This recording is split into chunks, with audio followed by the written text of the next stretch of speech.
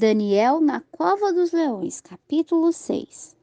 Pareceu bem a Dário constituir sobre o reino 120 sátrapas, que governassem todo o reino, e sobre eles 3 ministros, dos quais Daniel era um, aos quais esses sátrapas dessem conta, para que o rei não fosse prejudicado. Então, o mesmo Daniel era superior a esses sátrapas e ministros, porque nele havia um espírito superior, e o rei pensou constituí-lo sobre todo o reino. Então, os ministros e os sátrapas procuravam ocasião para acusar Daniel a respeito da administração do reino, mas não podiam achar nenhum motivo de acusação, nem faltar alguma, porque ele era fiel e não se achava nele nenhuma negligência nem falta. Então esses homens disseram: não acharemos contra Daniel nenhuma ocasião para lhe acusar, se não acharmos contra ele em relação à lei de seu Deus. Então os ministros e satrapas foram rapidamente à presença do rei e disseram-lhe assim: o rei Dário vive para sempre. Todos os ministros do reino, os prefeitos, os satrapas, conselheiros e governadores acordaram em um conselho que promulgues um edito real e confirmes, mandando que qualquer um que, por espaço de 30 dias, fizer uma petição a qualquer deus ou homem, senão a ti, ó rei, seja lançado na cova dos leões. Agora, pois, ó rei, confirma o edito que assina-o para que não possa ser revogado conforme a lei da Média e da Pérsia, que não pode ser revogada. Assim o rei Dário ensinou o edito e a proibição. Daniel, pois, quando soube que o edito fora assinado, entrou em sua casa e, abertas as janelas de sua câmara que davam para Jerusalém, punham-se de joelhos 3 vezes ao dia, orava e dava graças diante do seu Deus, como antes costumava fazer. A oração de Daniel. Então aqueles homens se reuniram apressadamente e acharam Daniel orando e suplicando a seu Deus, e foram logo diante do rei e lhe falaram do edito real. Porventura não assinaste o edito mandado que qualquer que no espaço de 30 dias fizer alguma petição a qualquer deus ou homem, senão a ti, ó rei, seria lançado na cova dos leões? Respondeu o rei dizendo: assim é conforme a lei da Média e da Pérsia, que não pode ser revogada. Então responderam e disseram na presença do rei Daniel, que é um dos filhos do cativeiro de Judá, não tem respeito por ti, ó rei, nem acata o edito que assinaste, antes 3 vezes por dia faz sua oração. Quando o rei ouviu o assunto, ficou muito penalizado e resolveu livrar Daniel, e até o pôr do sol esforçou-se para livrá-lo. Mas aqueles homens se reuniram apressadamente diante do rei e lhe disseram: sabe, ó rei, que segundo a lei da Média e da Pérsia, nenhum edito ou ordenança que o rei assinar pode ser revogado. Então o rei ordenou que trouxessem Daniel e o lançassem na cova dos leões. O rei disse a Daniel: o teu Deus, a quem tu serves com perseverança, ele te livre. E foi trazida uma pedra e foi posta sobre a boca da cova, e o rei a selou com seu anel e com o anel de seus dignitários, para que a situação de Daniel não pudesse ser alterada. Então o rei dirigiu-se para seu palácio, deitou-se em jejum, não deixou que lhe trouxessem concubinas e fugiu dele o sono. O rei, pois, levantou-se pela manhã cedo e foi apressadamente à cova dos leões, E chegando-se à cova, chamou por Daniel com voz triste e lhe disse: Daniel, servo do Deus vivo, o teu Deus, a quem tu continuamente serves, pode livrar-te dos leões? Então Daniel respondeu ao rei: Ó rei, vive para sempre. Meu Deus enviou o seu anjo que fechou a boca dos leões para que não me fizessem dano, porque diante dele fui achado inocente e também diante de ti, ó rei, não fiz nada mal. Então o rei se alegrou muito e mandou tirar Daniel da cova. Assim foi tirado Daniel da cova e nenhum dano se achou nele, porque havia confiado em seu Deus. O rei ordenou que aqueles homens que tinham acusado Daniel fossem trazidos e foram lançados na cova dos leões. Eles, com seus filhos e suas mulheres, e ainda não tinham chegado ao fundo da cova quando os leões se apoderaram deles e quebraram todos os seus ossos. A profissão de fé do rei. Então o rei Dário escreveu a todos os povos, nações e línguas que moraram em toda a terra que a paz abunde em vós. Ordeno que em todos os domínios do meu reino todos temam e tremam na presença do Deus de Daniel, porque ele é o Deus vivo e permanece por todos os séculos e seu reino jamais será destruído. Seu domínio permanecerá até o fim. Ele salva e livra, opera sinais e maravilhas no céu e na terra. Ele livrou Daniel do poder dos leões. Este mesmo Daniel prosperou no reinado de Dário e no reinado de Ciro, o persa. A visão dos 4 animais, capítulo 7. No primeiro ano de Belzazar, rei da Babilônia, teve Daniel um sonho e viu visões de seu espírito enquanto estava em sua cama. Escreveu logo o sonho e relatou o resumo do assunto. Daniel começou seu relato dizendo: Eu estava olhando em minha visão da noite e eis que os 4 ventos do céu irromperam no mar grande. E 4 animais grandes, diferentes um dos outros, saíram do mar. O primeiro era como leão e tinha asas de águia. Enquanto eu olhava, suas asas foram arrancadas e foi levantado da terra e se pôs em pé como um homem, e foi-lhe dado um coração de homem. A seguir, outro segundo animal, semelhante a um urso, o qual se levantou de um lado mais do que de outro, e tinha em sua boca 3 costelas entre seus dentes, e foi-lhe dito assim: Levanta-te, devora muita carne. Depois disso, eu continuei olhando e vi outro semelhante a um leopardo, que tinha 4 asas de ave em suas costas. Este animal tinha também 4 cabeças e foi-lhe dado poder. Continuei olhando nas visões da noite e eis que surgiu o 4 animal terrível, espantoso e muito forte, o qual tinha dentes grandes de ferro. Ele devorava e fazia em pedaços e pisava aos pés o que sobrava. Era muito diferente de todos os animais que vi antes dele, e tinha 10 chifres. Enquanto eu contemplava os chifres, eis que com outro chifre pequeno saiu entre eles, e diante dele foram arrancados 3 chifres dos primeiros. E eis que este chifre tinha olhos como de homem e uma boca que falava com grande arrogância. Eu continuei olhando até que foram postos uns tronos e se assentou um ancião de muitos dias, cuja veste era branca como a neve e o cabelo de sua cabeça como a lã limpa. Seu trono chamas de fogo e as rodas dele mesmo fogo ardente. Um rio de fogo brotava e saía diante deles. Milhares e milhares o serviam e miríades de miríades estavam diante dele.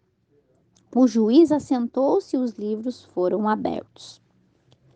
Então continuei olhando, atraído pelo som de grandes palavras que o chifre falava.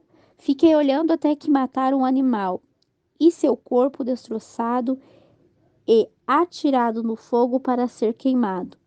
Fora também tirado dos outros animais Seus domínios, todavia, foi-lhe dada prolongação de vida até certo tempo. Eu estava olhando em minhas visões da noite, e eis que com as nuvens do céu vinha um como o filho do homem, que foi até o ancião de muitos dias e o fizeram aproximar-se diante dele. E foi-lhe dado domínio, glória e o reino para que todos os povos, nações e línguas o servissem. Seu domínio é um domínio eterno que nunca passará, e seu reino um reino que não será destruído jamais. A interpretação da visão. Eu, Daniel, fiquei profundamente agitado em meu espírito, e as visões de minha cabeça me espantavam. Aproximei-me de um dos que assistiam e pediu-lhe a verdade acerca de tudo isso. Ele me disse e fez-me saber a interpretação das coisas. Estes 4 grandes animais são 4 reis que se levantaram da terra. Depois receberão o reino os santos do Altíssimo e possuirão um reino para sempre, por eternidade e eternidade. Então tive o desejo de conhecer a verdade a respeito do 4º animal, que era tão diferente de todos os outros, muito espantoso, que tinha dentes de ferro e unhas de bronze, que devorava, fazia em pedaços e pisava o que sobrava com os pés. E também dos 10 chifres que tinha em sua cabeça, e do outro que tinha-lhe subido, diante do qual caíram 3. O mesmo chifre que tinha olhos e uma boca que falava com grande arrogância e cuja aparência era maior do que a dos outros. Eu via também que este chifre fazia guerra contra os santos e os vencia, até que veio o ancião de muitos dias e deu o juízo aos santos do Altíssimo, e chegou o tempo em que os santos possuíram o reino. Disse assim: o 4º animal será o 4º reino na terra, o qual será diferente de todos os reinos, e devorará toda a terra, e pisará e a triturará. E os 10 chifres significam que daquele reino se levantarão 10 reis, e depois dele se levantará outro, o qual será diferente dos primeiros, e derrubará 3 reis. Ele falará palavras contra o Altíssimo e tratará duramente os santos do Altíssimo, e pretenderá